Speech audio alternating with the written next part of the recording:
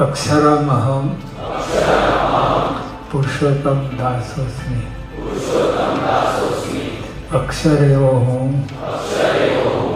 पुरुषोत्तमनो दास छूं। अक्षरमहं पुरुषोत्तम दासोऽस्मि। अक्षरमहं पुरुषो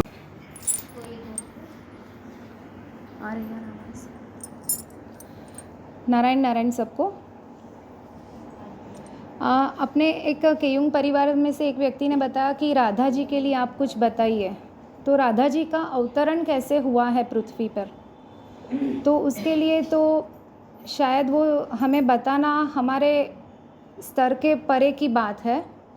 एक दिन जब नारायण स्वयं ऐसे भ्रमण कर रहे थे और उन्होंने एक मोहिनी रूप धारण किया था, और जैसे ही मोहिनी रूप धारण किया था तो इतना सुंदर स्वरूप था, इतना सुकोमल और एक अलग प्रकार का दिव्य भाव का एक रूप वहाँ पर हुआ था मोहिनी रूप में। तो 33 करोड़ देवता जो है वो इनके पीछे जाने लगे कि इस प्रकार की गृहिणी मेरे परिवार में मुझे प्राप्त हो। सिर्फ एक सूर्य देव जो है उन्होंने ये भावना नहीं की थी, बाकी 33 करोड़ देवता, महादेव जी, ब्रह्मा देव जी, सब लोग नारायण के पीछे जा रहे थे और सब लोग की एक ही लालसा थी कि एक बार दृष्टि भाव भी मेरे ऊपर करे और हमें ऐसी गृहिणी प्राप्त हो। तो जैसे ही आगे जाते हैं तो सूर्यदेव मन में प्रार्थना करते हैं कि मुझे ऐसी पुत्री प्राप्त हो। तो जब ऐसी पुत्री प्राप्त, मोहिनी स्वरूप की पुत्री प्राप्त होती है तो वो पिता का एक अलौकिक और दिव्य संबंध हो जाता है। इसीलिए जग में कहा जाता है कि पिता और पुत्री का एक अलग संबंध है जो हम शब्द की भाषा से नहीं वर्णन कर सकते हैं। वहाँ पर सूर्यदेव ने जैसे ही ये इच्छा की कि मुझे मोहिनी स्वरूप इस प्रकार की पुत्री प्राप्त हो, तब नारायण ने तिरछी नज़र से मोहिनी के रूप धारण किए हुए वहाँ पर उनके सामने देखते हैं और सूर्य जी को आँखों से बताते हैं कि हम आपके वहाँ पर पुत्री रूप में अवतरण करेंगे। सूर्य जी ने बताया कि मेरी एक ही विनती है नारायण कि आप पुत्री रूप में तो मेरे वहाँ पर आइए, लेकिन इसी मोहिनी रूप में आप पधारिए। तो बोला, नारायण को प्राप्त करना सहज है, लेकिन मोहिनी रूप को धारण करना नारायण के लिए भी कठिन है, बहुत कठिन है। तो आपको तप करना पड़ेगा, तब मैं आपके वहाँ पर पुत्री रूप से अवतरण लूँगा। सूर्यदेव बोलते हैं, तब मैं आज इसी क्षण से स्टार्ट करता हूँ, चालू करता हूँ।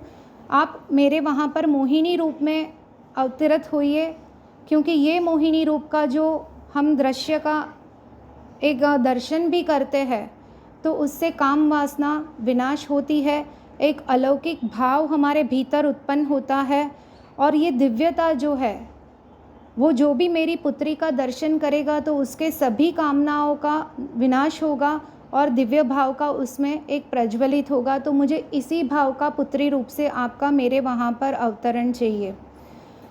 नारायण जी ने बोला, तथास्तु, मैं आऊँगा आपके वहाँ पर, हमेशा याद रखूँगा कि मुझे आपके वहाँ पर आना है पुत्री मोहिनी स्वरूप में। लेकिन मैं मोहिनी स्वरूप में नहीं आऊँगा, मैं उससे भी, क्योंकि मोहिनी से 33 करोड़ देवता जो है वो मोहित हुए हैं, नारायण स्वयं मोहित नहीं हुए हैं।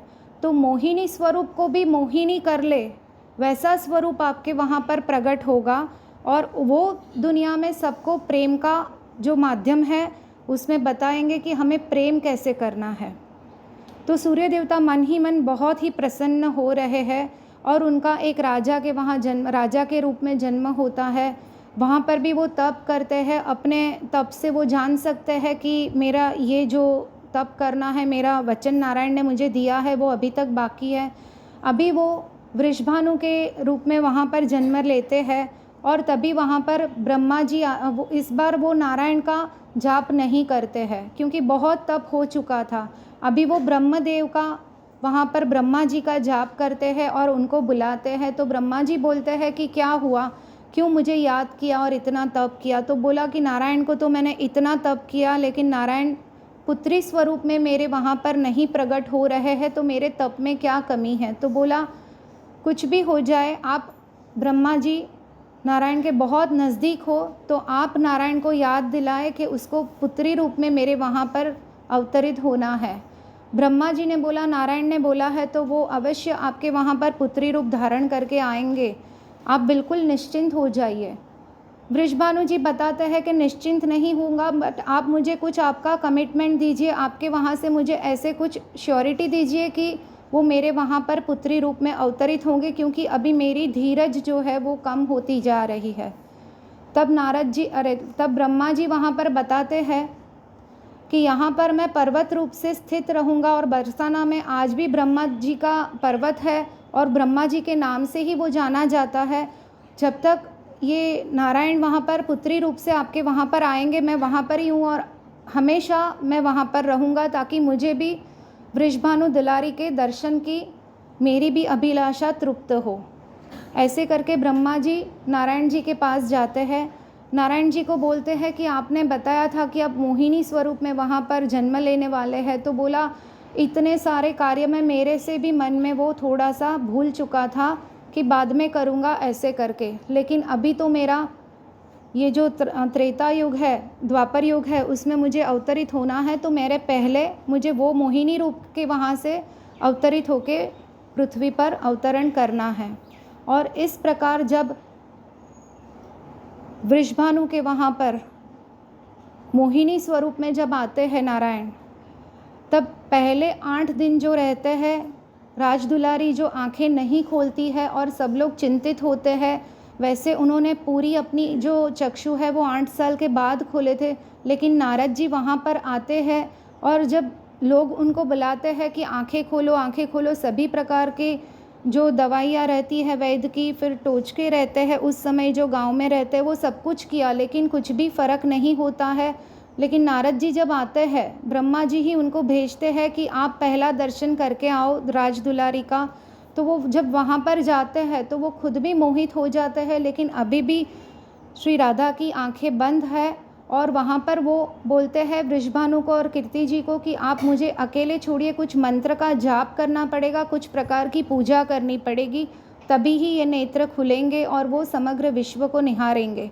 तो जैसे ही वो रूम में जाते हैं तो एक माता का वात्सल्य स्वभाव रहता है, वो अपने पति से वृषभानु से बताते हैं कि ये ब्राह्मण कोई टोचका कर देगा और मेरी ऐसी कांच जैसी राजदुलारी जो है, जिसको स्पर्श करने में भी हम डरते हैं, इतना सुकोमल स्वरूप है, इतना दिव्य तेज है, उसको ये स्पर्श करेगा या मंत्र से कुछ कर डालेगा। तो वृषभानु जी बताते हैं आप बिल्कुल निश्चिंत हो जाइए, जो भी होगा अपनी दुलारी के लिए अच्छा ही होगा। और वो बाहर दोनों जन चले जाते हैं। कुछ समय बाद नारद जी वहाँ पर प्रार्थना करते हैं, लेकिन राधा जी अपने नेत्र नहीं खोलते हैं। उसके बाद उन्होंने वहाँ पर भजन शुरू किया है और श्री कृष्ण का जन्म के पहले ही नाम का भजन वहाँ पर शुरू हो गया 8 साल पहले। और जैसे ही वो भजन शुरू होता है, 2-3 लाइन का ही वो है कि वृंदावन दुलारी श्री कृष्ण बलिहारी, ऐसे करके जब वहाँ पर बोलते हैं, पूरे नेत्र खोल देती है। और जैसे ही वो नेत्र खोलती है, समग्र विश्व का एक दिव्य तेज, सूर्य चंद्र का तेज वहाँ पर वो रूम में प्रकाशित होता है। जैसे पुंज वहाँ पर आ गया, वैसे एकाकार रूप में वहाँ पर स्वरूप वो होता है। लेकिन इसके पहले जब ब्रह्मा जी बताते हैं नारायण को, तब क्या हुआ था ये तो हम सब जानते हैं। लेकिन जब ब्रह्मा जी बताते हैं नारायण को, उस वक्त नारायण बताते हैं कि हाँ, मैं ये भूल चुका था और मैं कुछ समय बाद करने वाला था। तब वो एक दिन विचरण में जाते हैं और अपना प्रतिबिंब देखते हैं। वैसे नारायण कभी भी जल्दी से अपना प्रतिबिंब नहीं देखते हैं। कृष्णा अवतार के बाद हम लोग जो सेवा में श्रृंगार के बाद प्रतिबिंब आईना दिखाते हैं नारायण को, और वो अपना मुख देखते हैं, क्योंकि नारायण स्वयं भी अपने स्वरूप से मोहित हो जाते हैं। तो नारायण जब अपने स्वरूप से मोहित होते हैं, इसलिए वो अपना पहले प्रतिबिंब इतना नहीं देखते थे। और उस दिन विचरण करते करते एक जगह पर उन्होंने अपना प्रतिबिंब देखा और वो उसमें मोहित स्वयं हुए। और उन्होंने फिर लक्ष्मी जी को बोला कि आपके जो भी श्रृंगार की चीज़ें हैं वो मुझे आप यहाँ पर दो। और राधा जी का स्वयं का श्रृंगार वो मोहिनी स्वरूप में वो खुद करते गए।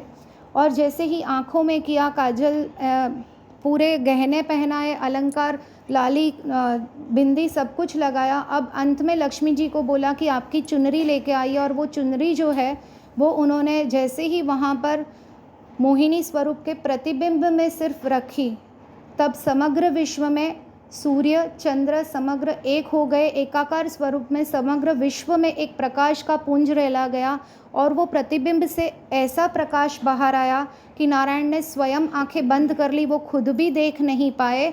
ऐसे श्री राधिका जी का अवतरण हुआ था। और जब वो खुद आंखें बंद कर दिए, तब नारायण ने भी खुद सोचा था कि मुझे इनका दर्शन करना है। थोड़ी देर क्षण के बाद, जब कुछ क्षण के बाद नारायण ने धीरे धीरे आंखें खोली, तब वो स्वयं भी देखा कि अब इतना जो तेज स्वरूप है, क्योंकि श्याम सुंदर श्याम है, उन्होंने सिर्फ हाथ घुमाया और सफ़ेद उजलापन वहाँ पर आ गया कि जैसे कांच है या सूर्य का प्रकाश है। वो स्वयं खुद पहचान नहीं पा रहे थे कि ये कौन सा स्वरूप था। तो वो नारायण का स्वयं का आत्मा के अंदर का ही जो स्वरूप है, शक्ति है, वो वहाँ से प्रज्वलित हुआ, और उसके बाद वहाँ पर वृषभानु के वहाँ पर अवतरण हुआ है। इस प्रकार श्री राधा जी का अवतरण हुआ है। लेकिन हम उसको बहुत गलत तरीके से लेते हैं कि राधा जी और श्री कृष्ण जी जो है उनकी शादी नहीं हुई, वो दोनों प्रेयसी थे। वैसे अगर हम देखें तो श्री कृष्ण और श्री राधा एक ही है, क्योंकि हम जैसे ही बोलते कि हमारे आत्मा में परमात्मा है, लेकिन उस परमात्मा के भीतर जो आत्मा है, जो शक्ति है, वो श्री राधिका जी है। श्री राधा जी ही परमात्मा की शक्ति है। वो दोनों एक ही है। शादी करने के लिए दो आत्मा चाहिए, दो शरीर चाहिए, दो व्यक्ति चाहिए। जब यहाँ पर वो दोनों एक ही है तो उसमें शादी का संभव ही नहीं है। और इसीलिए आप कहीं भी कोई मंदिर में जाओगे तो जहाँ पर भी श्री राधिका जी और श्री कृष्ण की मूर्ति है वो आपको एक अलग स्वरूप में मिलेगी, और जहाँ जहाँ पर रुक्ष्मणी जी के साथ उनकी मूर्ति है वहाँ पर वो दोनों के पूरे परिवार के साथ मूर्ति रहती है। लेकिन श्री राधा और श्री कृष्ण जब आत्मा से एक है, शक्ति से एक है, क्योंकि कुरुक्षेत्र के मैदान में भी जब श्री कृष्ण याद करते थे तो वहाँ बैठे बैठे उनकी शक्ति उनको बहुत सहयोग दे रहे थे, आगे का मार्ग दिखा रहे थे नारायण को मनुष्य रूप में। तो जैसे ही नारायण की शक्ति अपने अंदर जो है वो भी राधिका जी है, और परमात्मा के भीतर की जो शक्ति है वो श्री राधिका जी है, तो नारायण को खुद को भी उनके दर्शन करने के लिए अपने नेत्र को पहले संभालना पड़ा। कुछ समय के लिए वहाँ पर वो खुद स्वस्थ हुए, तब जाके उनको नारायण के दर्शन हुए। और श्री राधिका जी का इतना वर्णन नहीं रहता है कोई भी कथा में आप सुनो तो, क्योंकि नारायण का वर्णन करना सहज है, लेकिन श्री राधिका जी का वर्णन करना बहुत अलग है। क्योंकि अगर श्रोताओं के कहीं भी गलत भाव आया तो उसका जो भी दोष है वो वक्ता को होता है। इसलिए बहुत कम जगह पर ये श्री राधिका जी का विचरण होता है और कथा होती है। नारायण को प्राप्त करना बहुत सहज मार्ग से, हम राम राम की माला करते हैं, नारायण का नाम लेते हैं और नारायण हाजिर हो जाते हैं, हमें सहयोग देते हैं। लेकिन श्री राधिका जी जो है वो अलौकिक दिव्य स्वरूप है, जिसका हम शब्दों से, अपनी भाषा से उसमें हम उसको विस्तारित ही नहीं कर सकते। ऐसा वो प्रेम का प्रकाश है।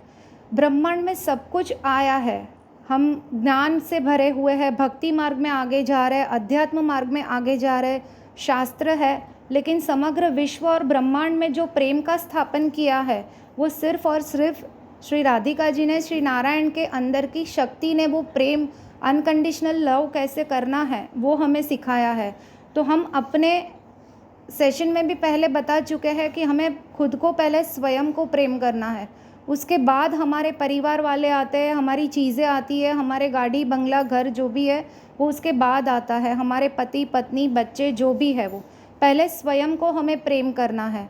जब हम स्वयं को प्रेम करना सीखेंगे तो उसमें धीरे धीरे नारायण की, श्री राधिका जी का अंश का भी 100 जो भाग है उसका हम सिर्फ देख सकते हैं, हम अनुभूति भी नहीं कर सकते हैं। उतना गहरा वो प्रेम है, अनकंडीशनल, बिना स्वार्थ का हमारा वो प्रेम है। ऐसा प्रेम हम सबको ये साल में प्राप्त हो, इसीलिए आज हम ये मेडिटेशन करने वाले हैं प्रेम का। तो नारायण नारायण, किसी को कुछ पूछना है तो पूछ सकते हैं।